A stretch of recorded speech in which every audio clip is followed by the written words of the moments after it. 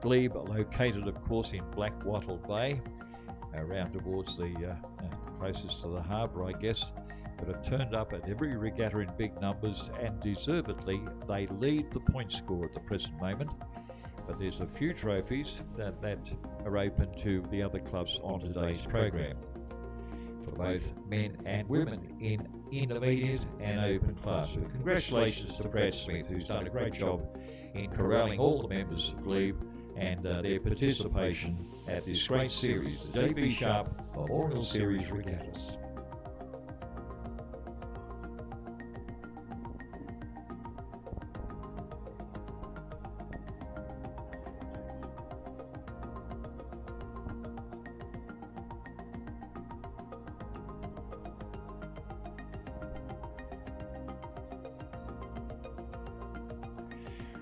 Well, the race is about to start. It just has started in the women's under-16 single sculls. 5 starters listed down there in the women's category. From Glebe we have Sophia Miller. From Leichhardt, Ella Mackenzie. From Drummoyne, Emma Malka. And from Glebe, Bridie Morrison. So 2 Glebe scullers there. And from Drummoyne, Olivia Dont, coached by Robin Magney and Graham Gardner. We might mention there's been spectacular performances coming from this young lady. She's in lane 1 on this side of the course, and she has been, we're just making sure that we have got the colours there. The Glebe colours, I can see 1, 2, 3, 4 scullers and 5. Yes, on this side is the colours of Glebe. She's in lane 1, and she has won at the 3 regattas at Glebe, at Haberfield, and also at Drummoyne. Mackenzie, who is listed down there to be racing from the Leichhardt Club, gained a 3rd, I think, at the Drummoyne Regatta. And Morrison also listed down there, I think Morrison from Glebe in lane number 4, right out there in the middle of the course. I think she was well up there in the earlier races. But coming down here now,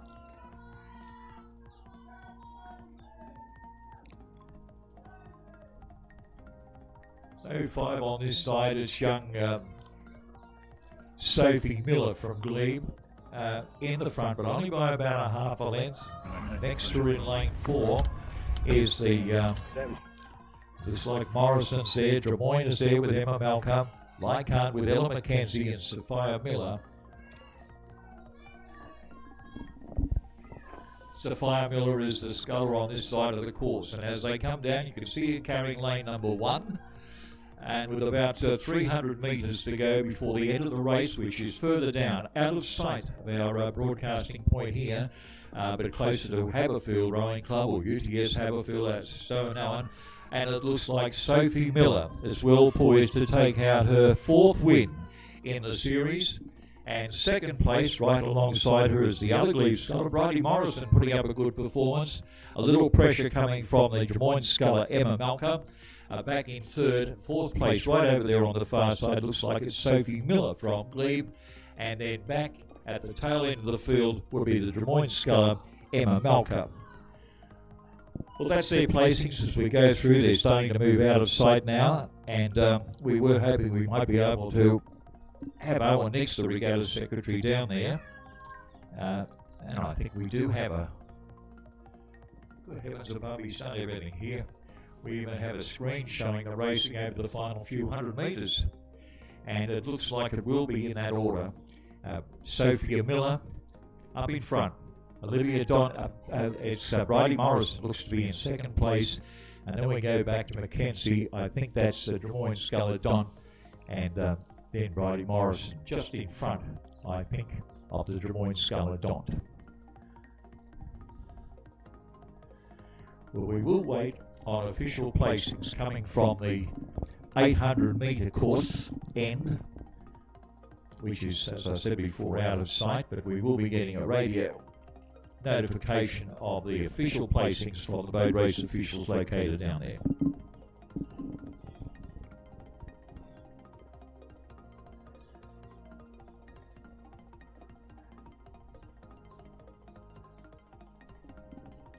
Well, the Glebe scholars, as you can see, have done particularly well. That's the doing best of all, of course, is Sophia Miller, who has now won every under-16 women's scull event within the series. These races are about 15 minutes apart, and of course over 800 metres they only take probably about 3 or 4 minutes to be finalised. So in the meantime we'll try to bring you some more information on rowing itself, and also I think our convener has also got some PR stuff from Rowing New South Wales and also Rowing Australia.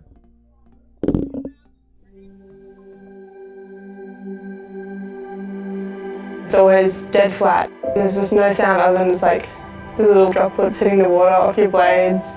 We can feel as you're breathing, the noise of the boat, the noise of the water. You see the sun come up, you see the rain falling, you see the weather coming in. It's such an amazing perspective. I just like the quietness, I guess, in your head as well as the quietness around you. So it's only the next stroke and the stroke after that. However many more you got to take until you get what you want to get. It's just up and down. I go forward, I put the blade in the water, come back.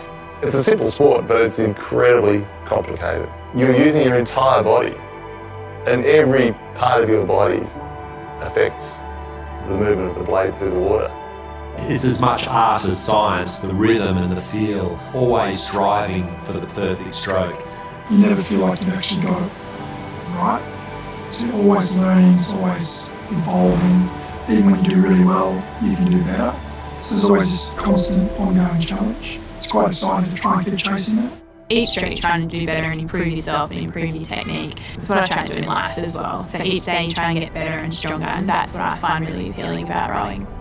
I think my life revolves around things I learnt from rowing. The need for teamwork, the need to make hard decisions, the need to celebrate success and also celebrate sometimes failure, because we learn from our failures. They're all skills and attributes that I learnt through rowing, and I've carried them with me for a long, long time.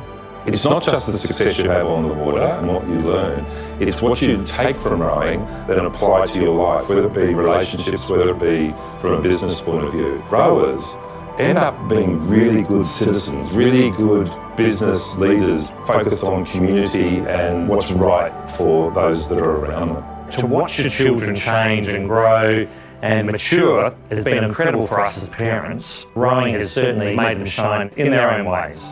Something that really resonates with me that's integral with rowing is the sense of teamwork, the mutual respect and trust that you develop. At 5 o'clock in the morning, the people you row with know you better than your own family. They see you when you're tired and groggy. They see you after a race when you're defeated or elated. You see others, and through that you learn about yourself.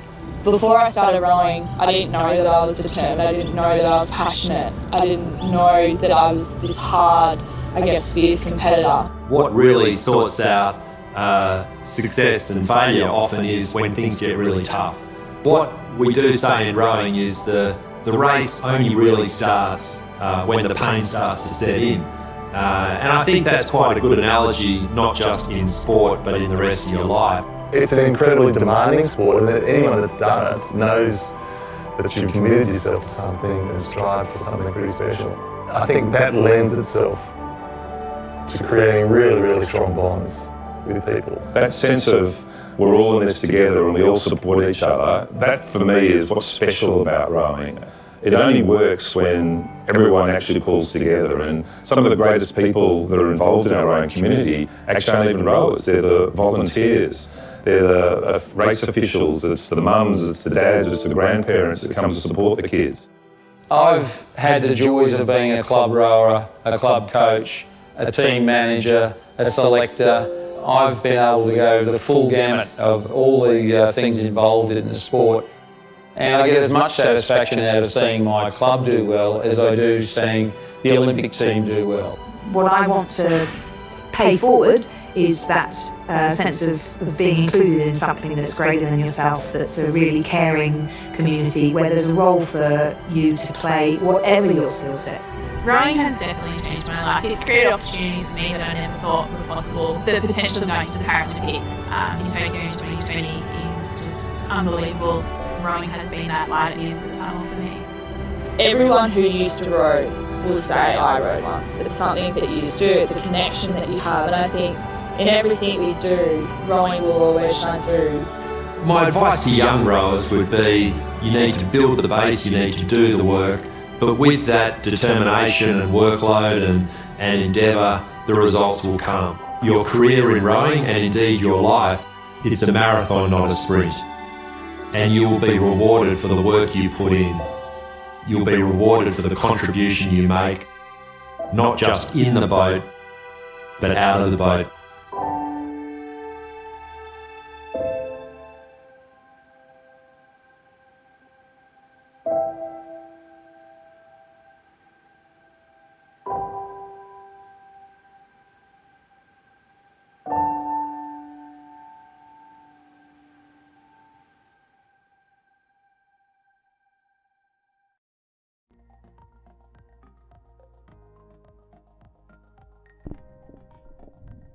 Some big days, just testing once again, and some big days mentioned on that short excerpt as we go down to the next event, the Women's Intermediate Quad Scull. We're giving you the official results now of the first event, Women's Under 16 Sculls. It was the Glebe scullers, Sophia Miller, taking out first place. Second place then going to Leichhardt. That was Ella McKenzie. Third place going to Drummoyne's Emma Malka. Fourth place to Glebe number 2, that was Drummoyne in fourth. Third place went to Drummoyne Olivia Dont. Fourth place to Drummoyne number 2 sculler Malcolm. And fifth place went to Glebe number 2, that was Riley Morrison. But congratulations to the young lady there from Glebe, Sophia Miller, who has won every of her contested under 16 single sculls for women. Great performance, well done.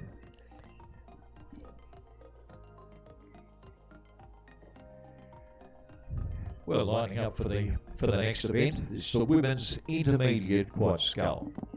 Now, I think in the Intermediate Quad Scull, that's coupled up with the Women's Open Racing to form one of the important trophies on today's program, and I'll give you some feedback a little later in the program as to how those point scores are going. In the meantime, of course, the lineup for the Women's Intermediate Quad Scull, a straight-out race, will comprise Leichhardt in lane 1. That's the lane closest to the Leichhardt shed itself. In lane 2 is Glebe. We have some names down here. If we get a chance, we might run through the names. The University of New South Wales are in lane 3. Lane 4 is the second, or the Leichhardt number 1 crew. And then in lane 5, closest to the Drummoyne Club, we have a crew next to them, right across the far side of Iron Cave, the Leichhardt number 2 crew.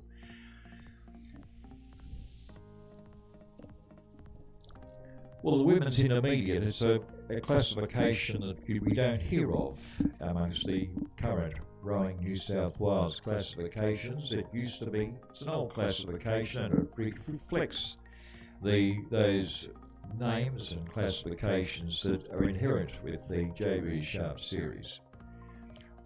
Once you have won one of the novice or beginner races, you move to the next classification, which is the intermediate. Very similar to what it was going back 50 or 60 years ago with novice, intermediate, and then in those days they used to have a junior category which had nothing to do with age, rather ridiculous, but nothing to do with age. If you had not won a senior or elite or open event, you're referred to as a junior. So fortunately they got rid of that classification in the JB Sharps, and you then move from novice to intermediate and then straight up into open class rowing.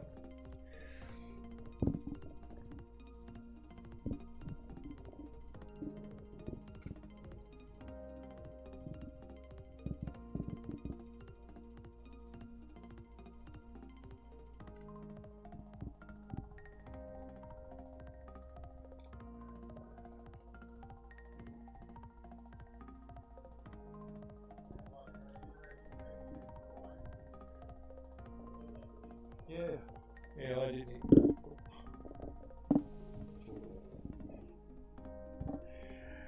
Well, I mentioned that looking at the women's intermediate 4+ Cox, It's been a mixture at Drummoyne taking out the win over Glebe at the Glebe Regatta, which was held quite some time ago now, the Haberfield Regatta. UTS using their young guns over there, and second place went to Drummoyne. And I think the classification might have had a change then when we saw intermediate racing for women. And so this is definitely for women's intermediate Pascal. So no show there from UTS, but Glebe, who are very anxious to take out the point score series, have got some big guns in there with Rowe Morrison, Bridie Morrison, who we saw sculling here as the under-16s, Memphis born, Blue, and Isabella Bain racing for Glebe. For Leichhardt, who are on the closest to the clubhouse here, you've got Horvath, Thomas Walters, and Arlita, coached by the dynamic duo of Jeff Patterson and Malcolm Campbell. The University of New South Wales, right in the centre, have come all the way round from Tarban Creek, and they're boating, I think, from the clubhouse or from the shores over there at Rod Point. Would be Raff and Harradine Singh and Cox, coached by Chris Burns. And the first of the Leichhardt crews, the number 1 crew, Cooley, Studdard, Barr and Lucas. And from Drummoyne in lane 5, you've got Collins Hextall, president I think over there, Bryony Short and Samantha Hine. And then Leichhardt on the far side with Alexandra Hammer, Ruby Booth, Ella McKenzie and Isabel Lilcraft. So it's those young people that we saw racing, like I think it was Morrison from Glebe and Mackenzie, a quick change of boat, they'll jump into the boat and then move up for the women's intermediate quad scull. So it gives them time, for 15 minutes or so between events, to change over.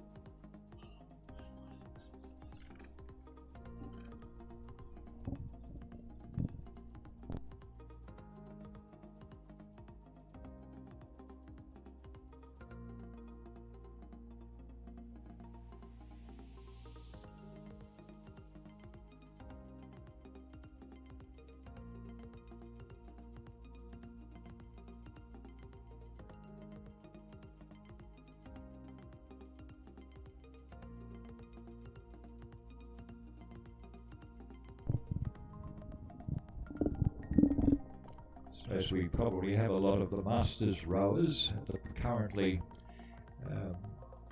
racing, of course, would be feeling the loss, and so is Sydney University Boat Club, the passing of a great oarsman over there in that class, and that's Martin Tattersall.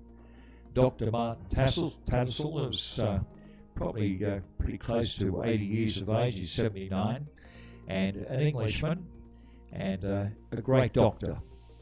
He was professor of cancer there at one stage at the University of Sydney, going back to the 70s. But he's always loved his rowing, and you'll be able to see it on the Rowing New South Wales website, a background of Martin's racing. I think I think he might have even rated a very good oarsman at school, and has thoroughly enjoyed the Masters rowing in recent times at the North Shore Rowing Club. For those that might be watching, you might recall that the Rowing New South Wales annual general meeting is on this coming Wednesday, and a large list of people going for some of those vacant director positions coming up, particularly from Sydney University Boat Club, and we won't go into all the names, but I noticed Michael Smith, for one, down there from Sydney Grammar School. Michael Smith, very much into college rowing, and so a good range, probably about a half a dozen, 6 or 7 people, including I think from Will Raven, who was, of course, the Australian coxswain, and Suze Jones from Abbotsford Rowing Club, formerly known as Sydney Women's MLC. So it's a range of skills and people offering themselves to be part of the great administration at Rowing New South Wales.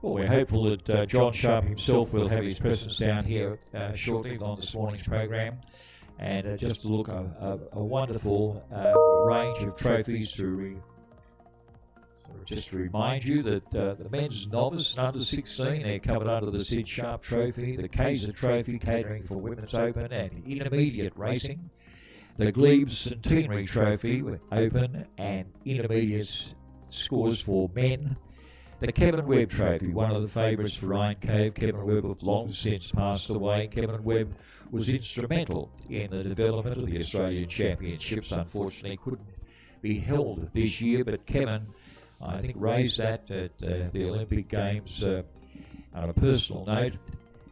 It eventually happened, and in the late 60s, the advent of a completely different Rowing Australian Championships accommodated for a whole range of people previously excluded. The Australian Championships going back to 58 only had the 8, the lightweight 4 and the single sculls. And this now is a weeks of festival rowing and a great advent. Unfortunately cancelled. We do hope that it comes back again in the 2020-2021 season. The women's novice and under 16 for the John Sharp Trophy we mentioned before, the Lee Insurance Trophy, that's our sponsors trophy for the women's novice sculls. And of course the overall point score for the JB Sharp overall point score currently led. It would be hard to see the being beaten here now. It would be Glebe Rowing Club. They've done a wonderful job. Top scores. They've competed at all the regattas that have been held and under their captain Brad Smith. Also make mention feature race on today's program, and if you pick it up on your live stream, you'll see the walk and haul for men. And I think we had almost 22 at one stage, 22 scullers, and they'll all be racing at the one time. The ones with the heaviest handicap and a row behind. It's a bit like, I guess, the Sydney to Hobart yacht race. There'll be 2 lines, one of the lower handicaps, and then the higher handicaps for people behind it. It's their job to work their way through the field. A spectacular performance. We also have the handicap scull for women as well. Picked up in the last few years. So 2 big races with a very big field, and the only thing that has been omitted from the program is 8-oar rowing. There were issues at around about the time that the season started off, the JB Sharp Regatta started off, with how do you handle the arm's length and restrictions between somebody stroking an 8 and the coxswain. Obviously resolved because I think the 8s were racing yesterday on the Lane Cove. We'll leave you in peace now. The next race, of course, on the program today will be the women's intermediate quad scull. 6 starters there, with Leichhardt with 2, or Leichhardt with 3 starters, and up against strong crews representation from Glebe Rowing Club, the University of New South Wales, and Drummoyne. To help stop the spread of viruses like the flu or coronavirus, good hygiene is essential. That starts with washing your hands thoroughly with soap and water. Whenever you cough, sneeze or blow your nose, prepare food or eat, care for someone sick, touch your face or use the toilet. Remember to cough or sneeze into your arm or a tissue. Bin the tissue and wash your hands. Together we can help stop the spread and stay healthy. Visit australia.gov.au, authorised by the Australian Government, Canberra.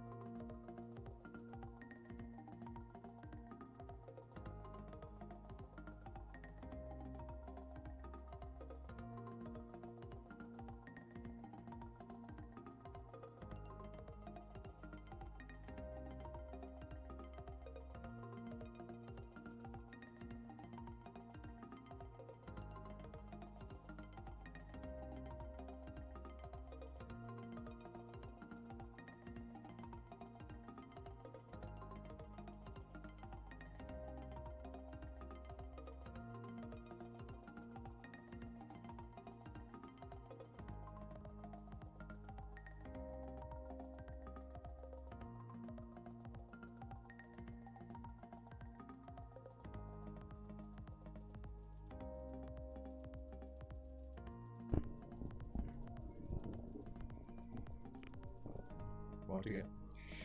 Well, we're back on deck again for the second event on today's program. Scheduled time, there was one race, I think, that had been withdrawn from the program.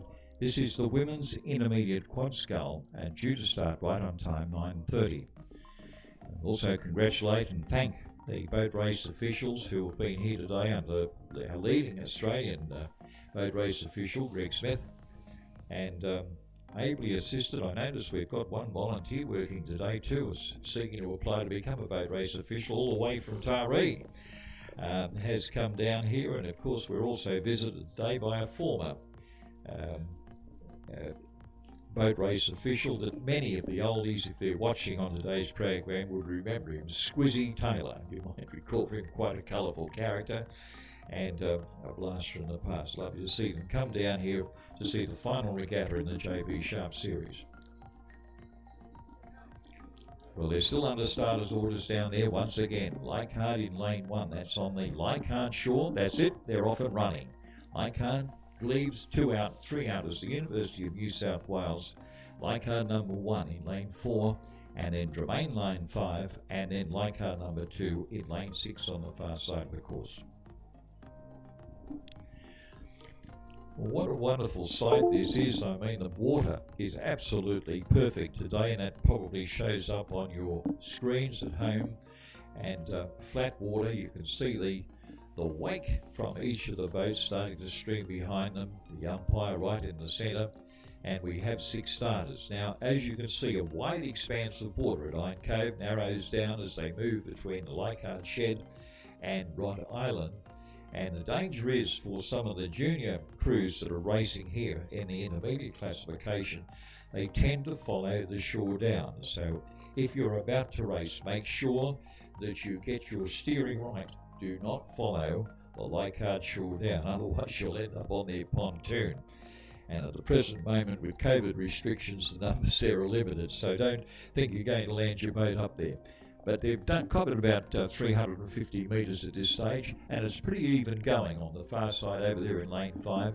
There's the Leichhardt crew. Next to them is the crew from Drummoyne, doing very well.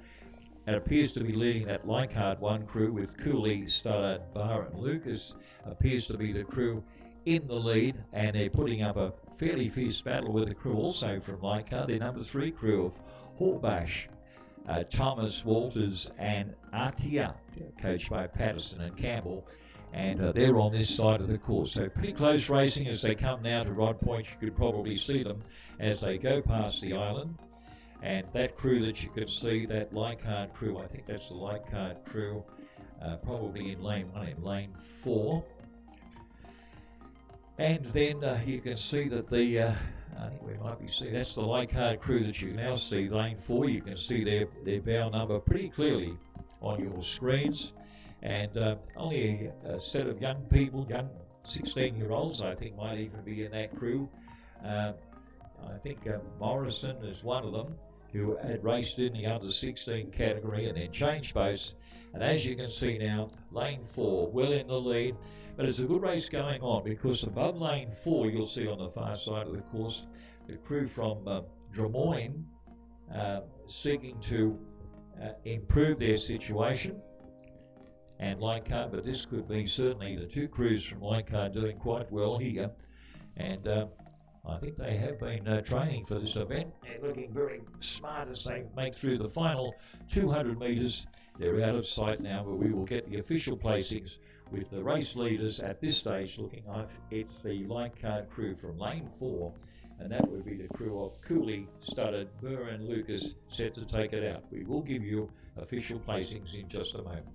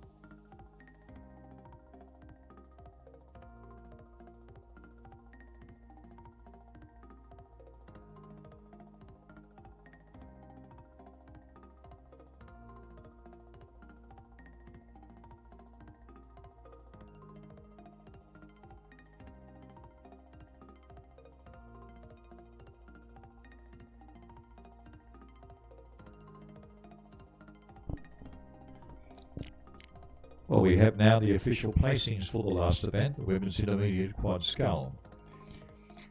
We'll give you the margins as well. We're getting a lot of information from Owen Nix from Rowing New South Wales, who is located down on the finishing line. Leichhardt 1 taking the win, second place going to Leichhardt number 2, and third place would go to Drummoyne, fourth place will go to Leichhardt number 3, fifth place to the University of New South Wales, and sixth place will go to Glebe. Now remember, in the point score, each club can only score one set of points in those top 3 placings. So if a club's a winner, the points for the other crew, I suppose, if they're from the same club, are nil. But the other advantage, of course, is they push another club back into the non-point scoring area. The margins for there between first and second: 8.32, 7.08, 1.99, 6.94, and 14.97.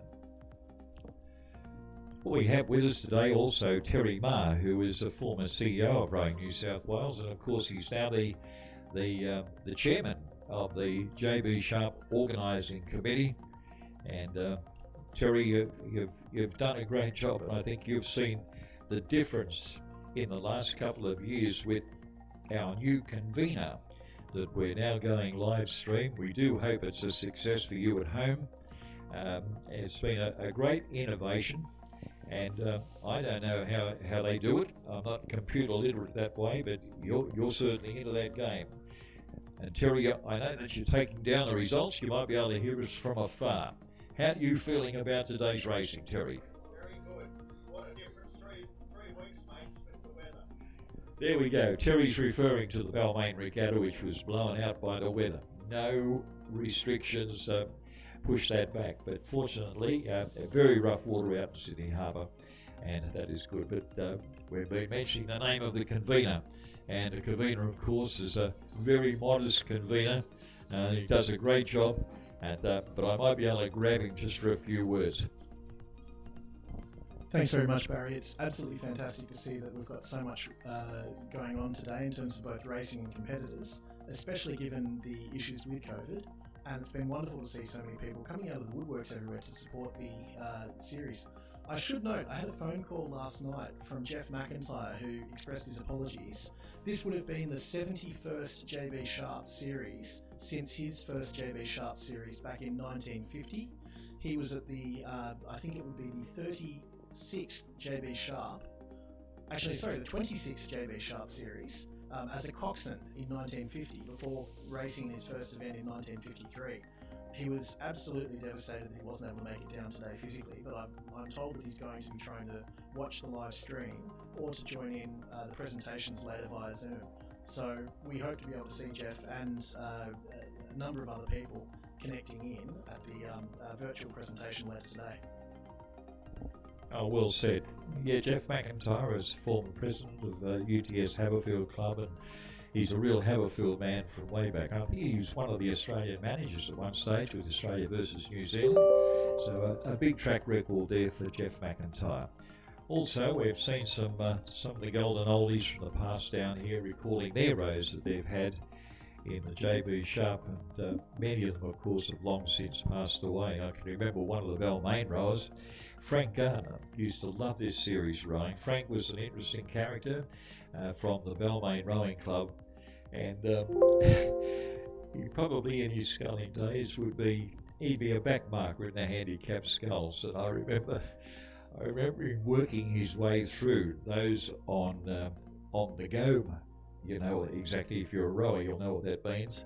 And Frank would bully his way through, screaming and cursing at everyone to get out of the way that he was coming through. He was a real character. So this rowing has bred a lot of great characters here over the years, and they enjoy seeing the young folk now getting out on the water. And just to bring you some results that they've had in rowing in the last day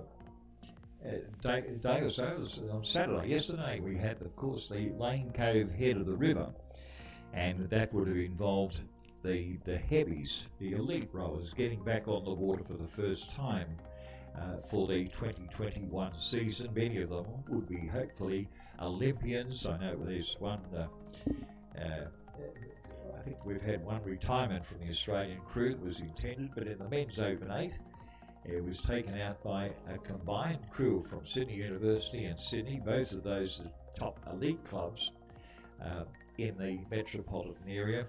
And in the women's Open 8, Sydney University took that in their own right, and they had two crews in the event. Obviously they won, and they did that in a time of 21:17. 21:17 was a pretty quick time when you look at the time for some of the men's crews there. I think the winning time for the men was around about nearly 19 minutes.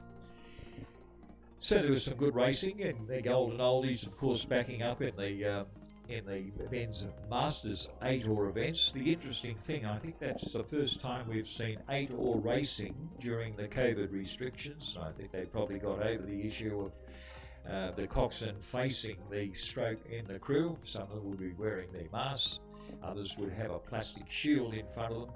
Sydney taking that out in a time, and Sydney did a good time of 22, nearly 23 minutes for the course.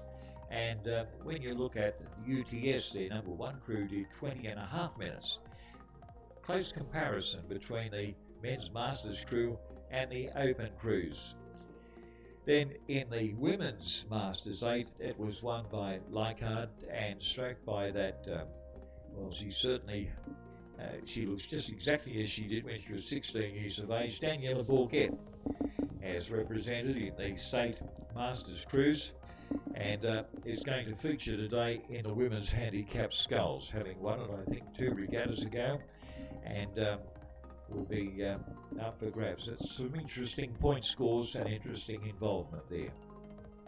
So they're roughly the broad results from racing yesterday for the first time over the long distance and use of the big eights. Well, our next event is the men's under 16 sculls, and that's due to start, I think, at around about 9:45, I think it is, 9:45 for the men's sculls. 9:45. This racing is over 800 metres. I assume that the handicaps that we will see in the handicap sculls will be adjusted. We've got 5 starters in the men's under 16 sculls. And I see a name down there, Archie Osborne. Well, we featured the great success of young Sophie Miller from Glebe. In the men's under 16, Archie Osborne, also from Glebe. And this shows the intense coaching that they've had from the stable around there, governed by Brad Smith. And Archie Osborne at the Glebe Regatta a couple of months ago now won over Alex Quick and I think one of the University of New South Wales scullers, but certainly he won that in his area, and he won again in the divisions that were held at the Haberfield Regatta. And at the Drummoyne Regatta, I think he had a second to Will Clubb from Sydney University, and that's rather interesting because with 2 wins and a second, the officials will be looking very closely at his eligibility to take out one of those big bonuses that will come from presentations later in the day. I might add, I mentioned about the sponsorship that has come from Lee Insurance, the aircraft brokers up there, insurance brokers up in Queensland. So we've got to thank Queenslanders for something they're doing right. BMG, they've changed their name to BMG. It used to be Lee Insurance. Right, years ago. That's now BMG for ages, so Terry reminds me. So BMG Insurance, and it's all done with the assistance of John Sharp, that we hopefully will see down here later in the morning. But I might add, it's big money. $1,000 overall for the best performance by a young lady, and $1,000 for the best performance by a young gentleman in rowing over the 4 regattas, and we'll know the answers to that at the presentations that will be made also by live stream, I think, at the conclusion of this regatta. There's also, for a good performance by a club, I think $500, and an introduction to rowing, and I think there's another award there, not up in the $1,000, but certainly is several $100 for a good performance from a novice or person just beginner of the series. So some good money there, and no doubt it's an encouragement, because in spite of the restrictions brought about by the virus, it's been very big fields that we've had, as you will see in the handicap sculls. Up to 20 in the men's handicap sculls, and what a sight that will be. We'll talk more about that later. And we're just waiting on now a start for the men's under 16 single sculls.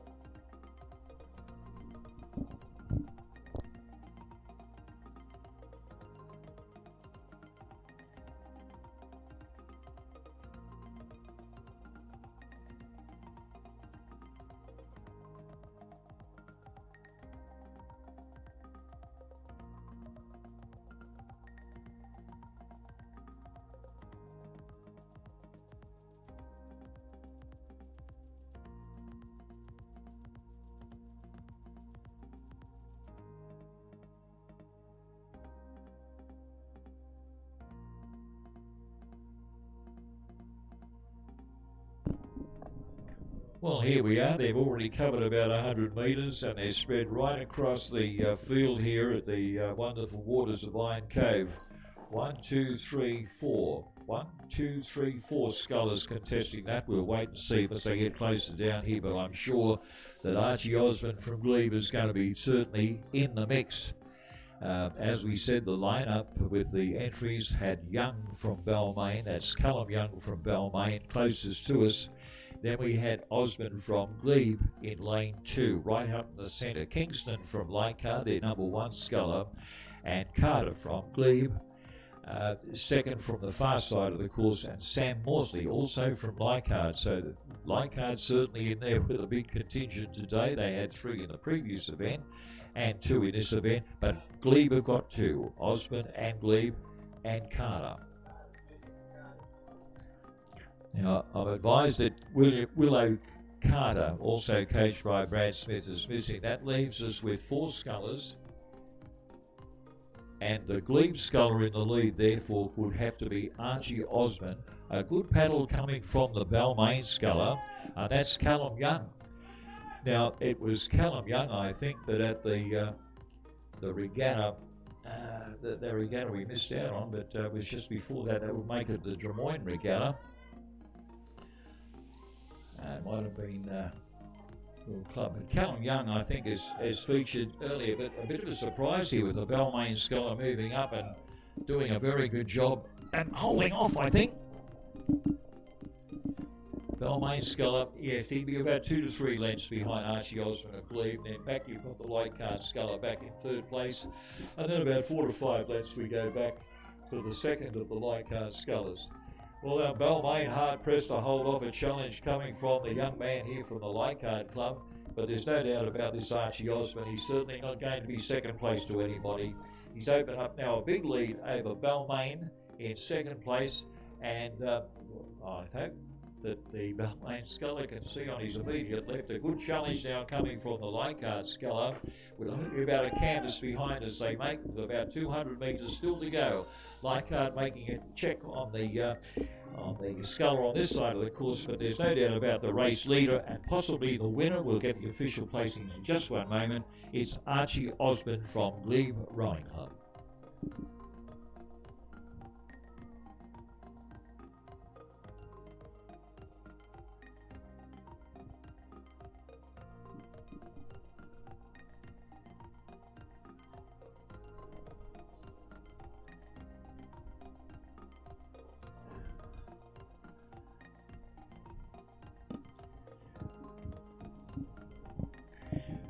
Well, the results come through, of course, once the last of the scullers has moved across the line. As we've been told, the only scratching there was from Willow Carter from the Glebe Rowing Club, who was their number 2 sculler. But I think the important thing is Archie Osborne.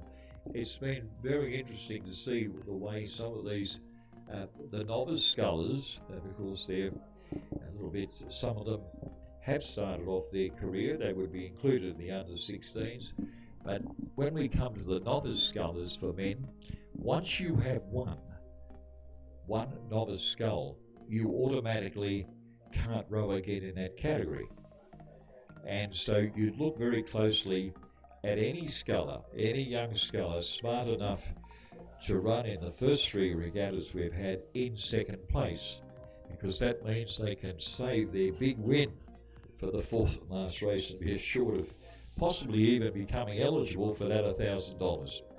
And we'll have to wait and see what happens with the officials deciding who will take out those big prizes. But you can see where some of the, I refer to it as monkey cunning, comes from, and no doubt their coaches have been involved, because I'm noticing now with the men's novice single scull that Hadley Anderson got second from Glebe at the Glebe Regatta. He got second at the Haberfield Regatta, and you guessed it, he got second place at the Drummoyne Regatta. And all those other young men like Matt Moran, who raced also for Glebe, and Luke Barcelos, who also raced for Glebe, and Darcy Cameron from Sydney University, once they won their event, of course, they're out. And it could well be that they're very smart rowing coming from young Hadley Anderson, who continued to row into second place and may even feature winning on today's program.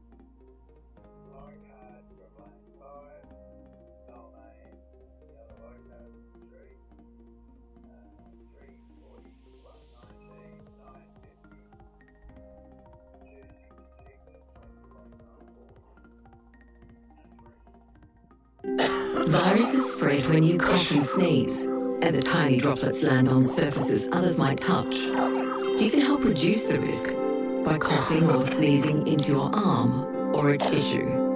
Bin the tissue. Wash your hands with soap and water. And if you're sick, seek medical advice. Together, we can help stop the spread and stay healthy. Visit australia.gov.au. Authorised by the Australian Government, Canberra.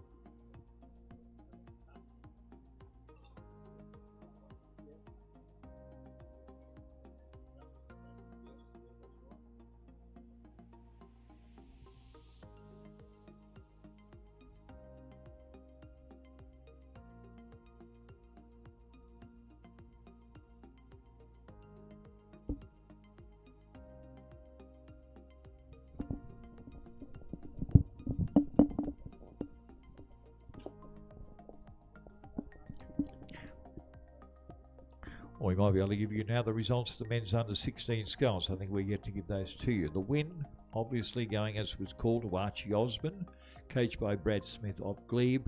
Second place went to Sam Morsley, who was gaining on the Drummoyne sculler, and the Balmain sculler rather, and that was the Leichhardt number 2 sculler, Sam Mosley, given second place. Third place going to young Callum Young from Balmain, and fourth place to Zach Kingston, their number 1 sculler nominated, and from Leichhardt Rowing Club. I might mention that some new coaches around there at Leichhardt, Jeff Patterson and Malcolm Campbell. A great track record together. They've been mates for years, and they've done a great job with a group of young juniors. I think Leichhardt's done extremely well to maintain a young contingent, because in any of the community clubs in this day and age, and there are many of them. In fact, I think the big 4 or 5, Sydney University, Sydney, and UTS and Mossman, of course, considered to be part of the big 4 or 5 elite rowing organisations that would provide people for the Australian representation, certainly at the elite level. And it's great to see the fostering and encouragement of juniors amongst the junior clubs. And I think most clubs have an understanding that once the junior reaches a certain level, sometimes they decide to move into one of the elite clubs, and so be it. And the clubs hope that in due course they will come back and provide encouragement to other young juniors from their original club.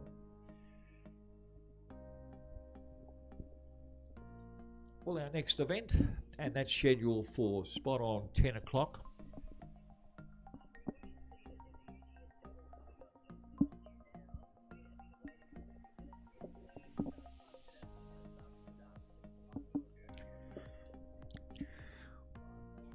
Well, they're just waiting up. I think we've got a double scull just going past the pontoon here, which would be about half, we'll call it halfway. They're making their way up to the start, and my understanding is that listening in on the boat race officials, they are going to wait for them, which will give us a field of 4. And that's the crew of Jamie Penny and Sebastian O'Connell. There are 2 divisions of the men's open double scull. The first one will be at 10 o'clock, followed by the second division at 10:05. The racing distance would be 800 metres. The 4 crews racing in the first division are Glebe, with Dan Johnson and Brad Smith. Now remember that the open class are a major contributor to the point score, and they have their club captain and Brad Smith, with Dan Johnson racing in that Glebe crew. They're in lane 1, they're the crew closest to the camera here, and on the Leichhardt side of the course. In lane 2, the University of New South Wales, with Michael Pickford and Oliver Harradine, coached by Natalie Legg and Susanna McMahon.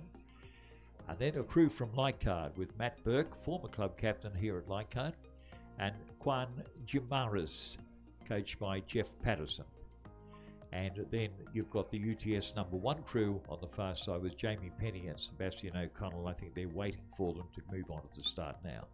So that's the 4 crews competing in the men's open double scull, 2 divisions, and this one, it's a little tight coming between Leichhardt and the Rod Point area to fit in a cruise up to about 7 crews can fit across there. So they've taken a sensible choice and running it in 2 divisions. Only 5 minutes apart, so you won't have to take long. That'll be followed, those 2 divisions, by the para double sculls.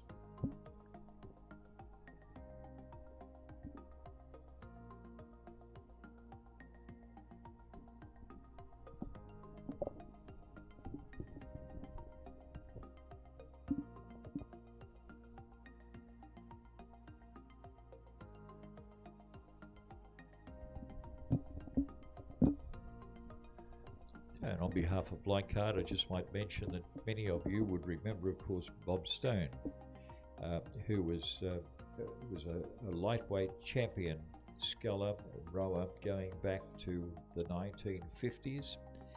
and it was an era that Professor Frank Cotton, the sports scientist who came into operation in the 50s with a whole new approach to rowing, and I think we heard some wonderful reports of that with his co-worker who used to have the swimming centre over there at Ryde, and that was John Harrison, of course, was one of the guinea pigs, but there was also another scientist at that time who looked after swimming.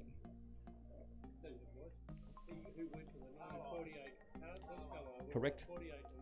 Yep. This is an excellent opportunity to ask Phil Sharp. Phil, you've got a minute? You've got great recollection. You're working on that history from Haberfield Rowing Club. But I love listening to your recollection of some of those part-timers, particularly Kevin Webb. You were there at that tape. If you might give us a few words. Kevin Webb was a terrific bloke. He was a very hard rower, not the stylist, but he really had full of heart, and his whole life was dedicated to rowing. He started the National Regatta.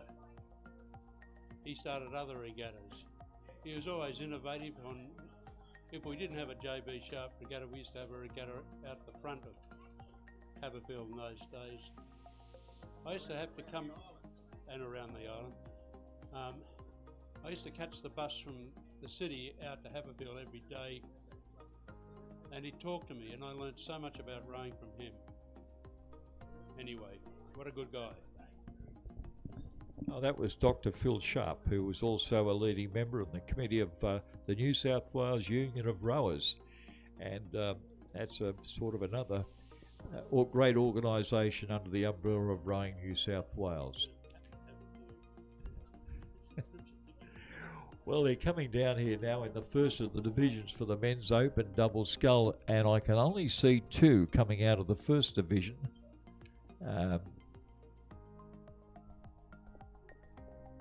get a little bit closer as they come down, but it looks like we've lost two of the crews from there. I do hope that the University of New South Wales have been able to participate here. They've come a long way, and they're from the, of course, over there at Tarpon Creek. A fair way to go, particularly with the COVID restrictions. And you probably noticed that rowing under the COVID restrictions has been divided into regions. And so the contact between regions in other sports is somewhat discouraged. And I know that Liam James has been trying to get around that. Liam James is the Volandis of New South Wales rowing in being able to organise regattas that are consistent. Well, here they come. You've probably got a great picture on your screens now. Only the two double scullers coming down here. The sculler on this side, it looks like the University of New South Wales are there. They're in lane one. That's Zach Partridge and Eugene. Sorry, no, that will be Michael Pickford and Oliver Harradine. I think they're the race leaders at the present moment, and only by about a length over the crew from Leichhardt, who are doing a good job there too, and that's the crew of Matty Burke and Kuan Gimaras, coached by Jeff Patterson. Maybe about 2 lengths separate at the present moment, but both these crews, even though it's only 2 crews racing, a very, very high standard of double sculling that we can see. In fact, in double sculls, Kevin Webb, that we were referring to, would be very proud to see this. He was a double sculler himself, I think competed in the 1960 Olympic Games and again in 1958 in a pair rule with Steve Roll. And as they go to the line, you can see the crew on this side will take the win, and that's the University of New South Wales crew of Michael Pickford and Oliver Harradine. Will take the win, and second place will go to the Leichhardt crew of Matty Burke and Kuan Gimaras. A good run from both those crews, and a very honest rowing and a good style of rowing coming from both of them. Well done to Division 1 of the men's open double scull.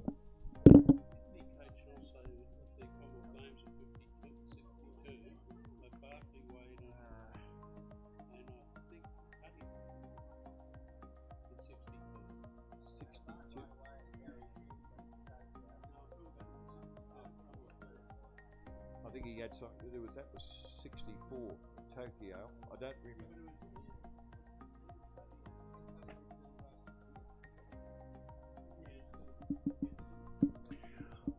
Well, the men's open double scull, the second division has taken place, and we have the full house here at the University of New South Wales on this side of the course, looking back at some of the double sculls results we've had over the previous three regattas.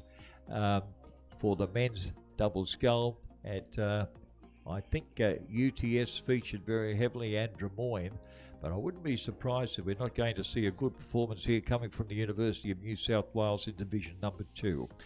The crews there closest to us, Zach Partridge and Eugene Blazowski. Walsh from the University of New South Wales, closest to us at the commentary point. Then you've got Leichhardt number 2 with Deacon and Zoo, Z-H-U, Zoo. And then Leichhardt number 3 right in the centre with Morris and Tyndale. Tim Tyndale back from Victoria. Good man, he's in the Masters category, but lining up with Daniel Morris, and they're racing there in lane 3. And right on the far side, Henry Wilson and Carl Kovarek.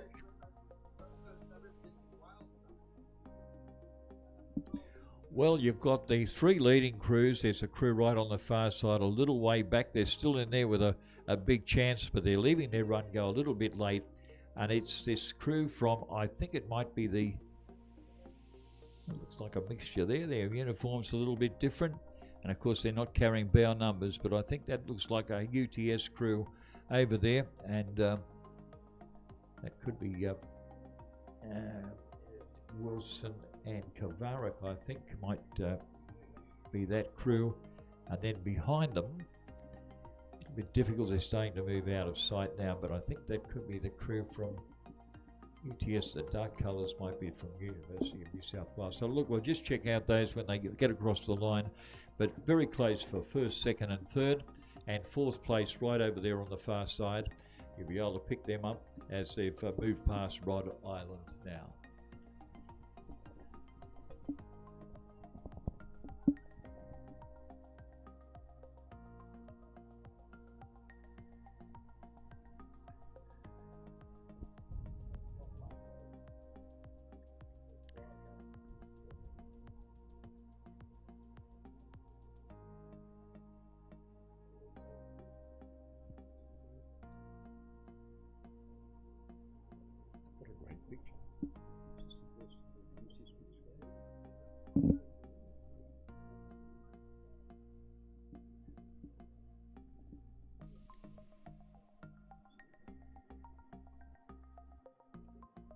Where's that shot from? That's from down there, is it? Oh, goodness gracious me. You've got everything covered.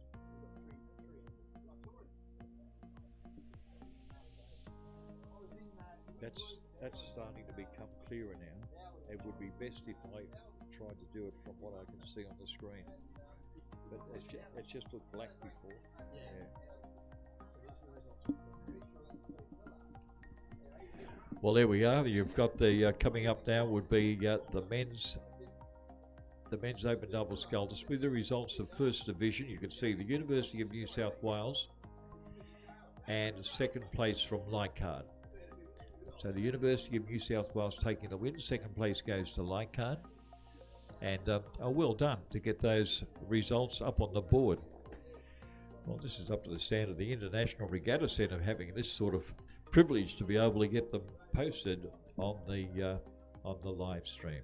So great pictures coming from the Iron Cove, the wonderful waters of Iron Cove, at the Leichhardt JB Sharp Regatta. Division number 2 results have been posted now with UTS, as was called. They took out the win. Second place will go to the University of New South Wales. Third place will go to Leichhardt number 2. That's the crew of Deacon and Zoo. And fourth place then to the other Leichhardt crew. That's the crew of Dan Morris and Tim Tyndale. They'll be in fourth place. So congratulations to Wilson and Kovarek for taking out the win in the second division of the men's open double.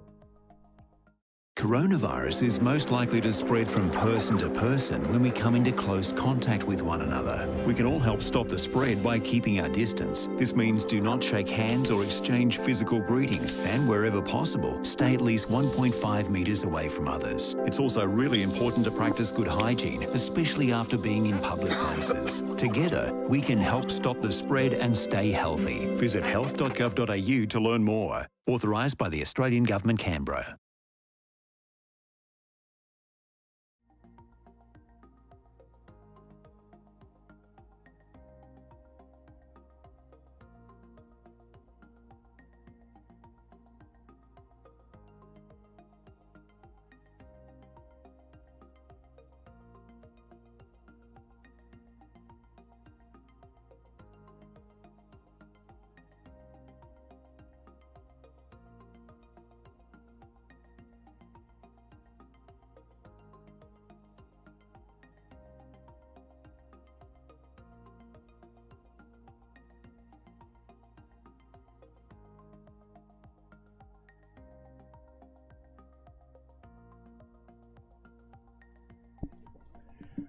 Well, the next event on the program will be the Para Double Scull, scheduled to start at 10:15 and right on the dot. The crew is off.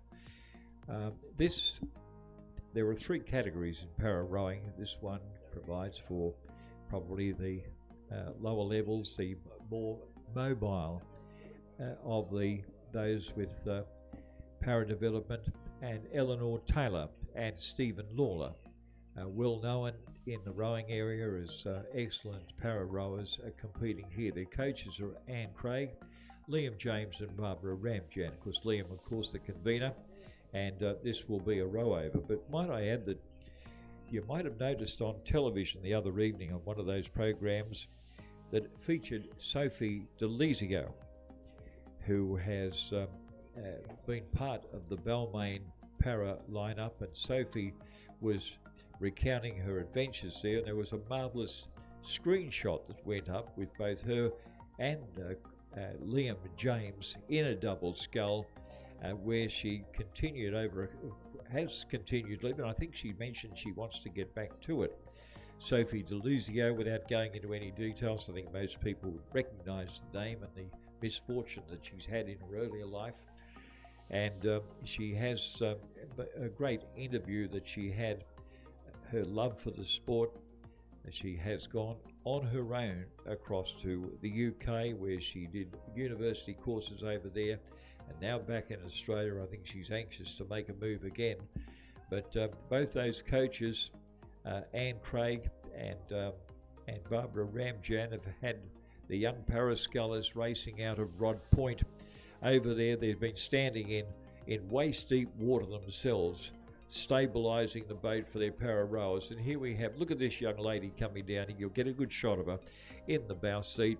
And obviously that would be Eleanor Taylor, and the stroke of the boat is Stephen Lawler.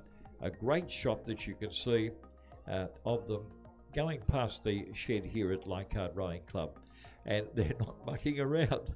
As you can see, it's a great sport for para rowers, and look at them go. And that without competition, I suppose it's tempting just to paddle over those few motors, but what a mighty little representative she is, Eleanor Taylor.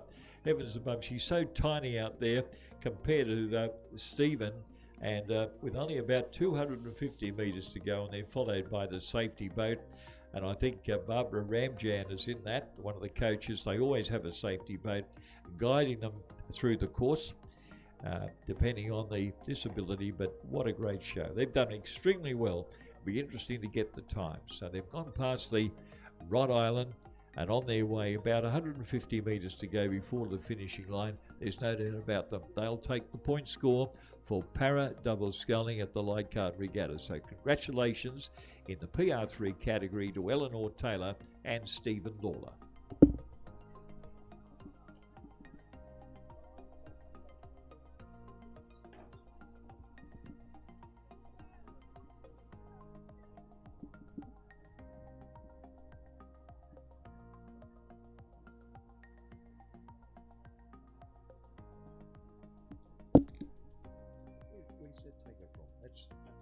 that's the finish.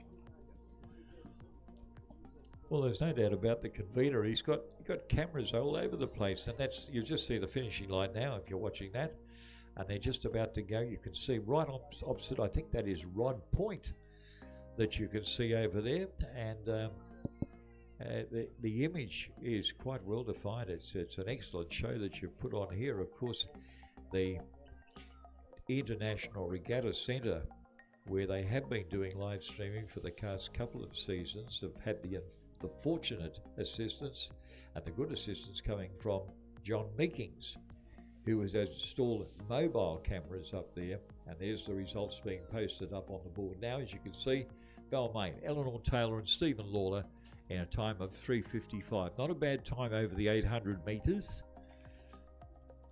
And it was a row over, but they didn't treat it as a row over. They were competitive all the way throughout the 800 metres. For stepping up in tough times, for doing the little things, for keeping your distance and your sense of humour, for the courage you've shown and protecting your community. Thanks, Australia.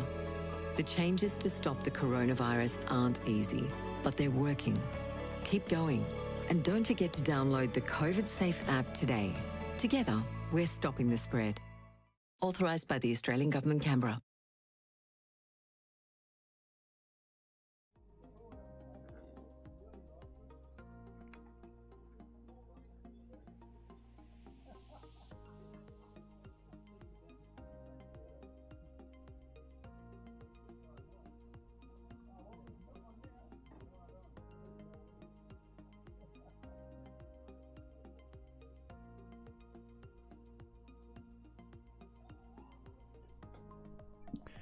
Well, now coming up on the screen, you can see we have the draw for the women's novice quad sculls.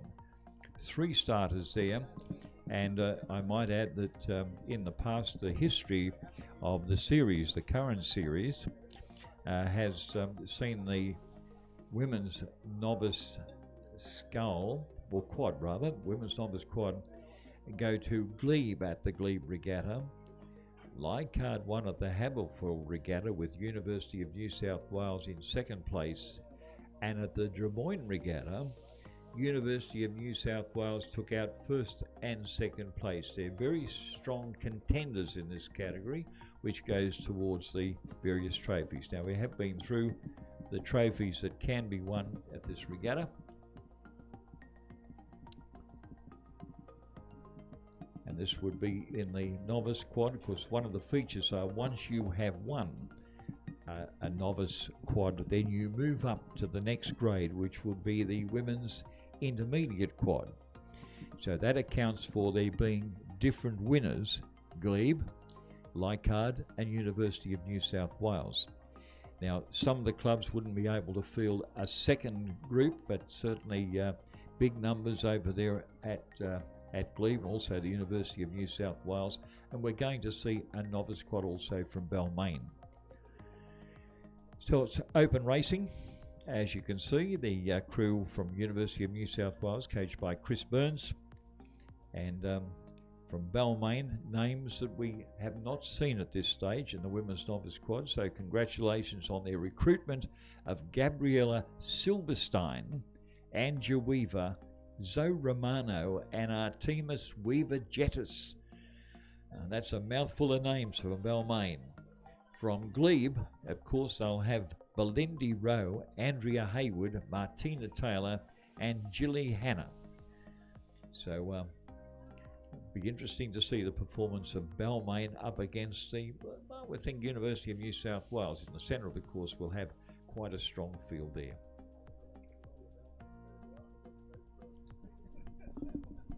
Certainly a challenge for him.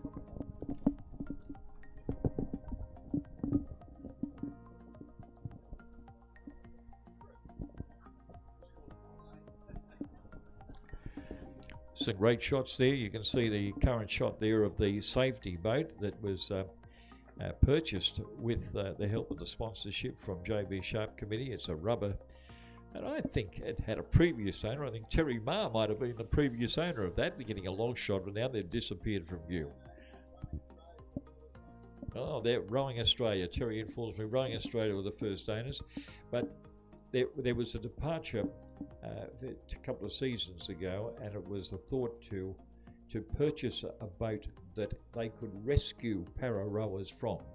You can imagine dragging somebody out of the water over the side of a tinny. It's not the most pleasurable of experiences. So they decided to get the rubber safety dinghy with a 15 horsepower motor on, and it's now the property of the JB Sharp Organising Committee, and it's there specifically to help people out of the water. A good safety record.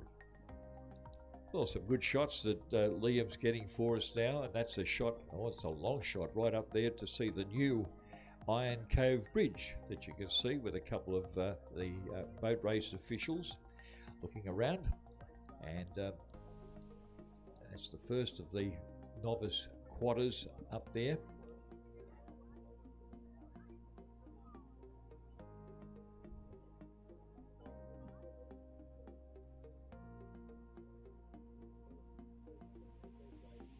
And whilst we're looking at the Iron Cove Bridge, an interesting development up there, because they used to have I can remember going over there many years ago, the original Iron Cove Bridge was where they had the trams running across there. And they got rid of that, and they had the other girder type bridge erected going on, might be early in the late 50s or whatever. And they had to tack an additional lane, which they bolted onto the side of the second bridge, and then they removed that, or they've stopped that using that with the advent of the latest bridge, the latest Iron Cove Bridge, which you can see there now. Marvellous structure, and it was due to the rowers that they worked to get the pylons all lined up so that you could continue to hold regattas which managed to get through the spaces between the pylons. So there was a lot of interest being shown by the rowing community up there in an endeavour to see the pylons. Here's a good shot of the two pylons from the bridge up there at the present moment, with the Birkenhead Point Marina in the background. So we can see that two of the crews have arrived for the next event. And of course, for those young people that might be watching, that Birkenhead Marina and the shopping complex right behind it used to be part of Dunlop's, the tyre factory up there.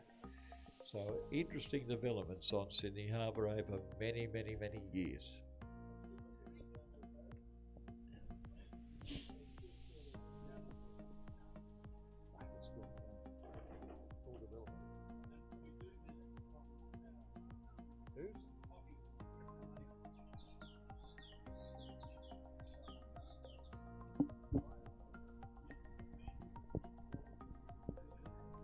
Well, you forgive us for prattling on about the background over here, but of course there's a lot of old rowers up here at on the stand at the present moment who can remember the days when the championship rowing was spread over between the Nepean River, and I can see the third of the novice quads coming up there now. But yeah, the championships used to be held down here along, I think they used to have some over at Sydney Rowing Club. And that was when championships generally, that's the New South Wales championships, was scattered between the months of December through to February. And one of the championships held down there on this magnificent rowing course at Iron Cove was the Champion Junior 8s of New South Wales, which featured, as you can imagine, clubs coming together in competition against the major Sydney colleges. And the last Champion Junior 8 down here was after the boat race officials had set out the course. It was a Mossman crew that raced down here, and in the coxswain seat was Bruce Evans. And you can imagine, Bruce Evans was Australian representative. He must have been about 12 or 13 stone. He would have been in that order, sitting up the back of the coxswain's boat.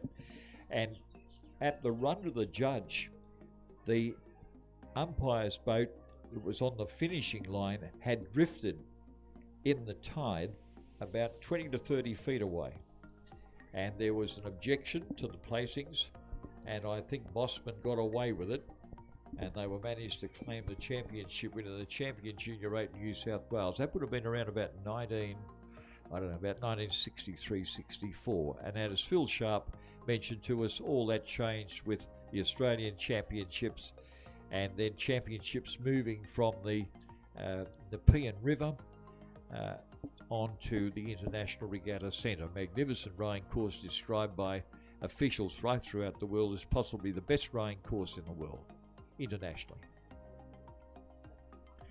If you're an Australian. Thanks, Phil, I heard that.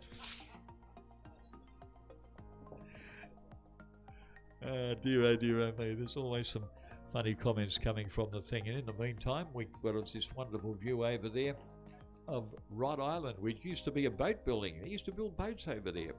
And of course now they've got Caretaker over there, and it's part of the National Park of Sydney.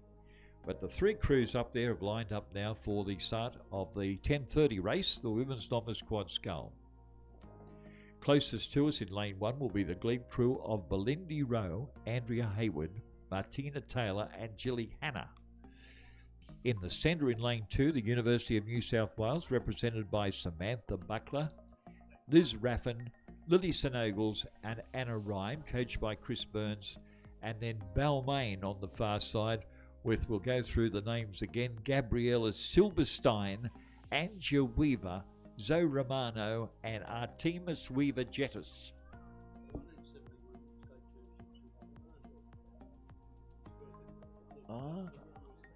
Right, 1971, the championships were at Killarney. It's over there at Mossman.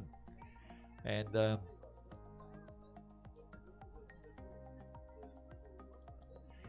yeah, there have been some times when the Nepean River, and I can remember boats going over the dam there in time of flood. And I can remember another boat race official as a police diver having to get up and dive into to rescue one of the motors that had gone overboard up there. So it's a lovely history up there on the Nepean River, now overtaken. Well, coming down here now, these three novice quadders.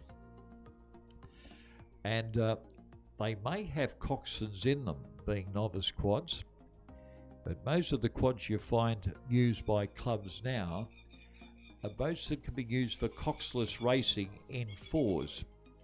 So we'll have to see what can happen now, because we have two clubs starting to move out, and I think it's the club on the far side, which may be, I think that's Balmain could be doing quite well here. They're on the far side. Balmain, I think, are leading here. They might have to make a course direction, and the umpire for this event well away from them, but they're starting to come across and move in front of, by about 2 or 3 lengths, the crew from the, I think this would be the Leichhardt crew, I think, in second place. I'll just check that out. And I was just trying to think.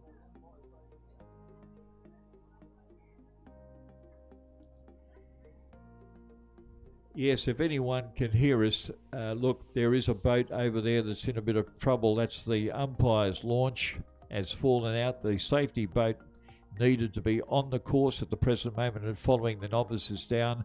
If there is somebody from Leichhardt Club that could make their way and use one of the boats, if there's one available, are they? Good work, thank you. Well, that's Balmain. What a great win to Balmain in the women's novice quad scull. Gabriella Silberstein, Angia Weaver, Zoe Romano, Artemis Weaver-Jettis, 200 metres to go. They're surefire winners. They will take the win in the women's novice quad. And second place will likely go to the University of New South Wales, who I think are boating from Rod Point.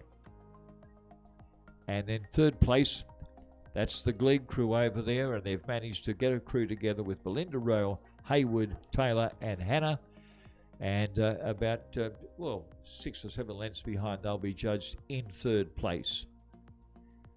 And that concludes, or coming up to the conclusion of the women's novice quad scull. You'll be able to pick them up because my understanding is they have cameras that will show you the finish now. There it is, there now. So you can see the three crews now coming up to the finish of the women's novice quad scull.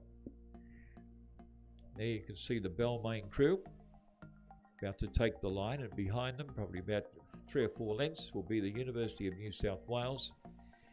And then right behind them, you can see then the crew from Glebe. They'll be coming into the picture just shortly. But what a great shot. Well done to Liam James.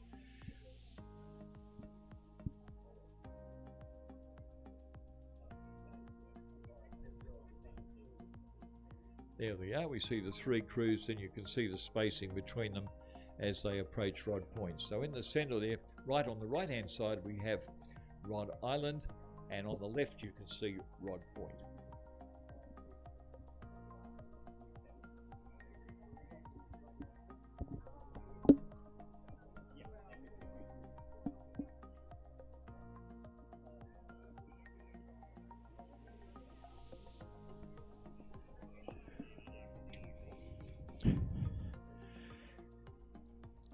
Now, I think we did hear a message that Leichhardt had it in hand, but the broken down boat's still out there. Is there anybody that can organise some boat race official or somebody to go out there and rescue the umpire's boat?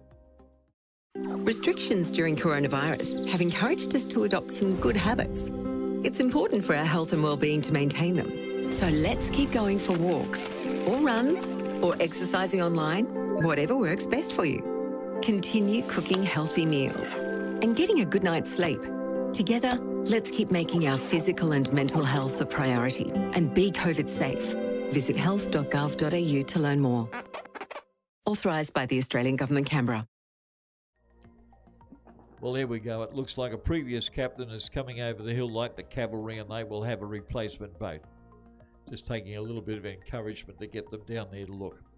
Now the club captains down there arrived. Daniela Bourquette, at the last annual general meeting, has become the club captain of Leichhardt Rowing Club. And she had been down here from 16 years of age. She started her career down here.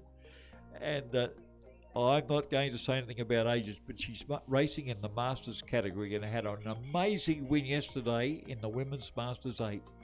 Straight in the boat. Yeah, good work. Well, now, we still need to address the question, what's going to happen when the safety boat brings back the disabled umpire's boat? Oh, well done. It's all under control. So we can see the shots going out there. This is a magnificent live stream of a rescue. We have a rescue there. You can see the rubber ducky, which is the rescue boat. And you can see those who are about to be rescued in the tinny.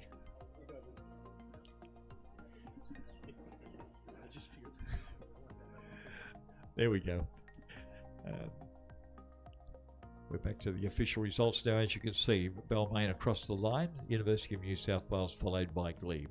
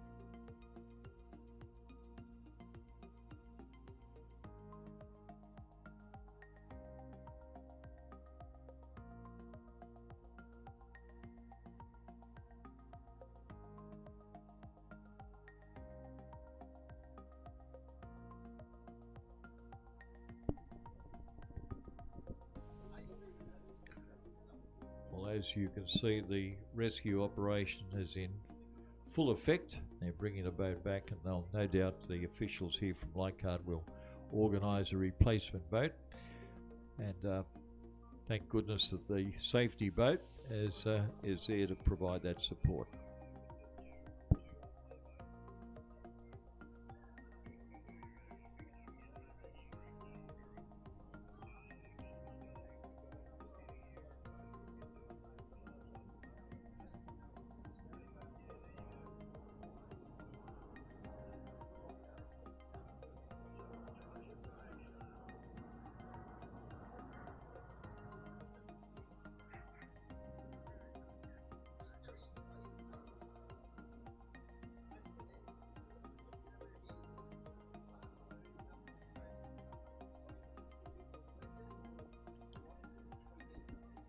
Well, the scull is now starting to move on to the arena in the men's novice single scull. And we've made comment about that before, that once you have won a novice scull, you are pushed then up into the intermediate classification. Now, smart racing on the part of young Hadley Anderson from the Glebe Club. He got a second at Glebe. He got a second at the Haberfield Regatta, and he got a second at the Drummoyne Regatta, which means he can go all out at the Leichhardt Regatta, the final regatta, and take a win there. But I get the impression that having rode behind people like Matt Moran and Lucas Bartolot and Darcy Cameron from Sydney University, he's probably been held back a little bit in wanting to amass a number of points as a single sculler and gain attention that way. So well done. It's all in the interest of making sure that the encouragement of young scullers is the foremost of the JV Sharp organising committee. And so we'll be looking very closely at the performance by Hadley Anderson in this, who has had a record of seconds, and I think he'll be coming up for a win this time around.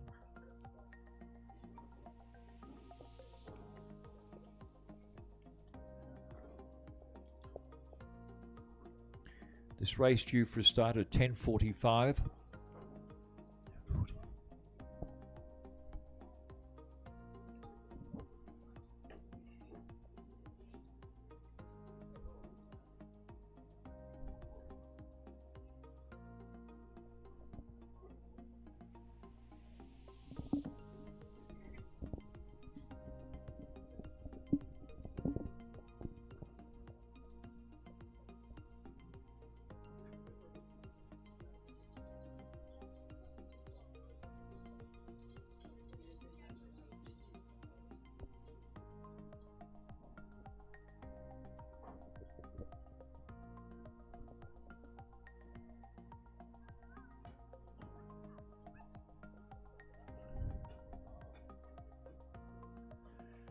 Well, as you can see, we're waiting on the lineup for the race 8 of the men's novice single scull, and still with that great view up between the two bridges up there with the marina, that Birkenhead Point in the background.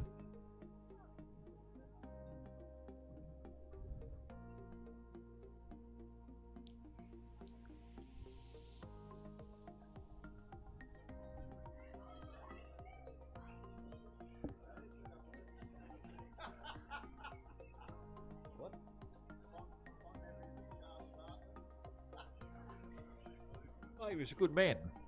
Good man.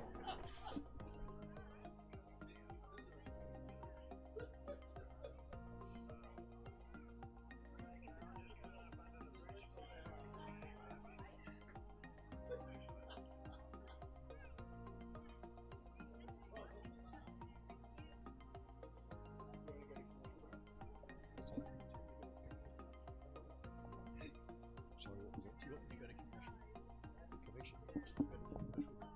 Yeah.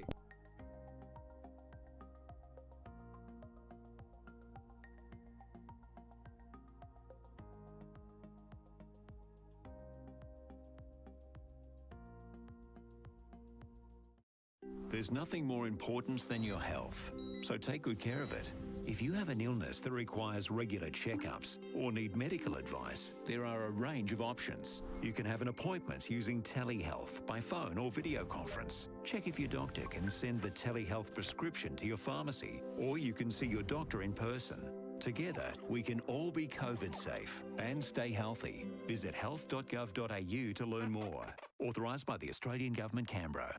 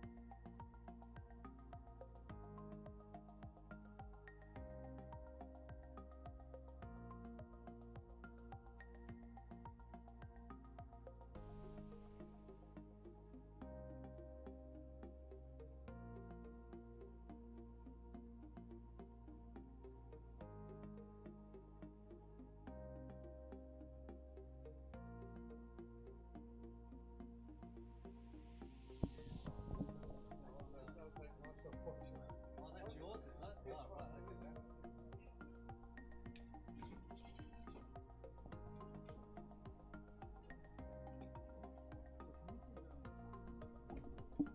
Well, they're just setting up for another view at the start. We just had a look over there at the wonderful grounds of Callan Park. And we now have an official boat, official launch, sun moving in behind the Novasculus there.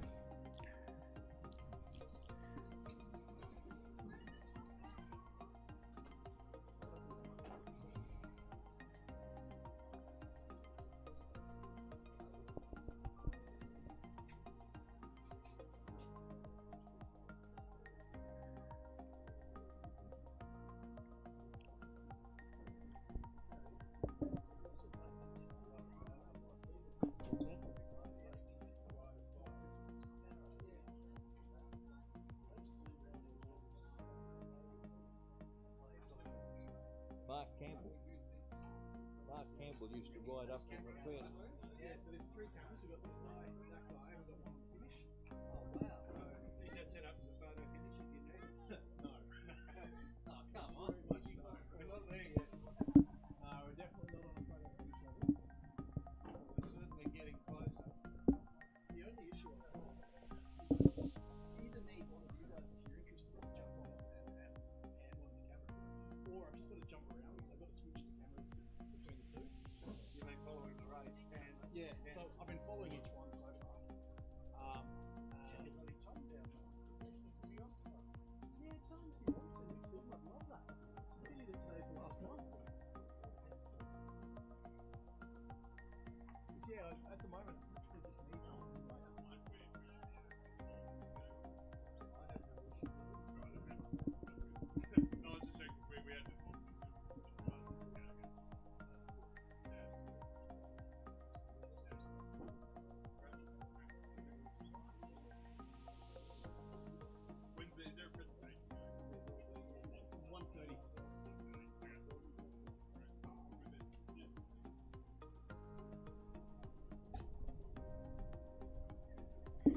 Well, we can certainly see 3 scullers up there. You might be able to pick them up on the screen at the present moment, but as the breeze starts to come up here, it's getting a little bit more breezy now, but hopefully it'll last until around about 12:30, the time of the last event. And but certainly there has been a change in the conditions in the last 10 or 15 minutes, and the novice scullers up on the line.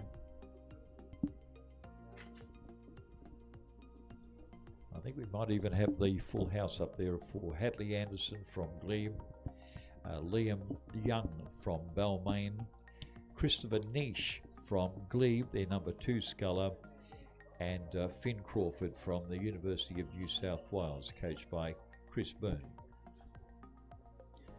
Now, as I said before, you keep your eyes on young Hadley Anderson, who has been languishing, I might add, in second place in the rowing. Anxious to be able to stick with this classification for as long as he possibly can. We do have a start. They've covered about 100 metres now, and we can only see the 3 scullers out there. They're followed by the safety boat and a replaced umpire or official launch. A lot of distance between them laterally across the course. Makes it difficult for them to keep sight of one another, but certainly, as you can see in lane 1, they've moved now past the stone wall at Callan Park, and it's Hadley Anderson who would be in the lead on this side of the course from Glebe, and this is the second place sculler from the previous 3 regattas, and now out to record his first win, and amassed a magnificent number of points in doing so. Very smart racing. He mightn't have it all his own way, because looking right across on the far side of the course, I think that's a University of New South Wales sculler having a bit of problem with his steering at the present moment. And but I tell you what, it won't matter, because the sculler on the far side has made a move, and heavens above, for a novice sculler. He's starting to stride it out now, and he's came up right alongside Anderson from Glebe, and this looks like Finn Crawford. Now, Finn Crawford's success, I think Finn Crawford might have rowed previously in divisions of the men's novice single scull, and it was Finn Crawford got a 3rd at the Drummoyne Regatta for the University of New South Wales. He got a 3rd at the Haberfield Regatta, and so he's got a good record, 3rds. He's not going to settle for second place at this stage, because he's opened up a tremendous lead, and he sits back, and a magnificent rowing coming from a novice sculler over there on the far side carrying lane number 4, and he's gone past. He would have very close racing. The sculler from Glebe, this young Anderson character, has managed to hold him off. The angle at the finish, and we'll pass you over very shortly onto the finish camera, but it looks like he might have managed to get him. So it's Finn Crawford from the University of New South Wales, now about a half a canvas in the lead over Anderson from Glebe. University of New South Wales, Crawford, yes, he certainly has made up ground, and he's in front of the Glebe sculler Anderson, and I think that could be Christopher Niche from Glebe back in 3rd place. They're out of sight, but we look now to see if you can see the finish camera lining up, and we might be able to pick that up shortly.